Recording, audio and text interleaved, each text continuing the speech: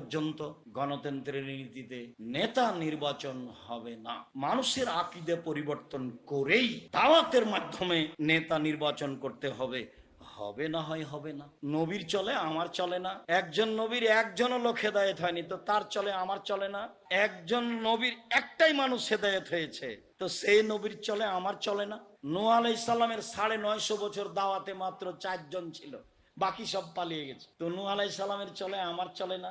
এই চাল চলন যেটা আপনি দেখতে পাচ্ছেন, মারামারি, হইচই, দাঙ্গামা, হাঙ্গামা, জুয়াচুরি, ডাকাতি, আর জেল, আর হাজত, আর রাস্তা, আর ঘাট, আর রাহাজানি, সব কিছু এই দলীয় ভাবে, সেইটা রাসূলের পথ হয় কি করে? যা দিয়ে শত্রুতা শিখা যায়, যা দিয়ে মারামারি শিখা যায়, যা দিয়ে আচরণ খারাপ হয়ে যায়, যা দিয়ে মানুষকে জেল হাজতে দেওয়া যায়, সেই নীতি আবার রাসূলের নীতি হয়?